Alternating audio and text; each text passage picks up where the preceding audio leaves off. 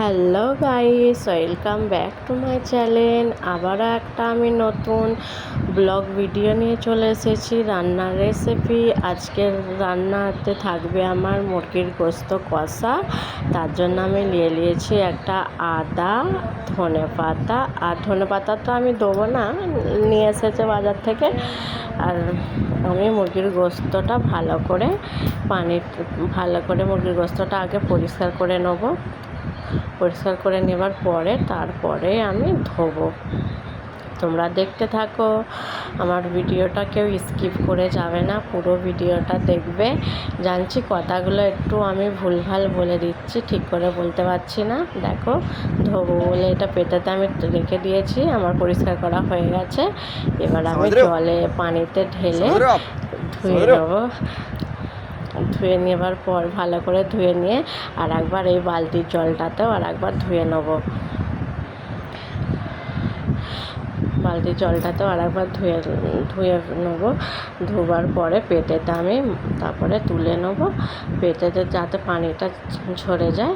আর একটা আমি পাতিলেবু নিয়েছি, পাতিলেবুটা আমি নিচড়ে রসটা দিয়ে দেবো, যাতে গোস্তটা না ঘেঁটে যায়। কষতে কষতে পাতিলেবুর রস দিলে গোস্তটা ভালো ঘাঁটে না। একটা আমি কড়া নিয়ে নিয়েছি, কড়ার মধ্যে দেখো সরষের তেল দিয়ে দিয়েছি। সরষের তেলটা গরম হয়ে গেছে, আমার পেঁয়াজ কুচো তেজপাতাগুলো আমি দিয়ে দিচ্ছি গরম তেলের মধ্যে।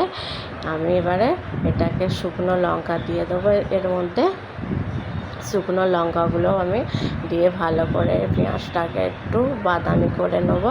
বাদামি হয়ে যাওয়ার পরে একে একে মশলাগুলো দিয়ে দেবো। ধনে গুঁড়ো দিয়ে দিয়েছি, নুন দিয়ে দিলাম, এবারে হলুদ গুঁড়ো, লঙ্কা গুঁড়ো দিয়ে ভালো করে মশলাটাকে কষিয়ে নেব।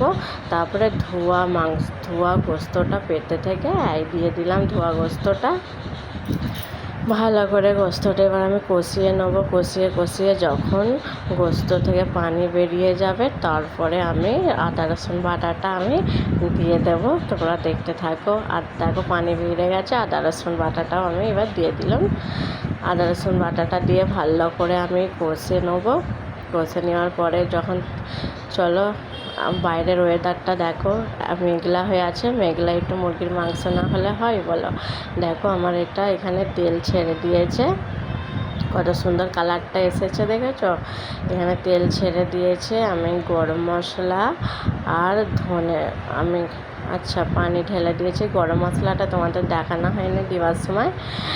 গরম মশলা আর জিরেটা তোমরা লাস্টে দিয়ে দেবে যখন তেলটা বেরিয়ে যাবে। তারপরে আমি পানি ঢেলে দিয়েছি। দেখো, এটা আমার ফাইনাল লুক। কথাগুলো একটু উল্টোপাল্টা হয়ে গেছে, তোমরা একটু হেসে মজা নিয়ে লিও। আর প্লিজ আমার চ্যানেলটা সাবস্ক্রাইব আর শেয়ার, লাইক আর কমেন্ট করে দিও।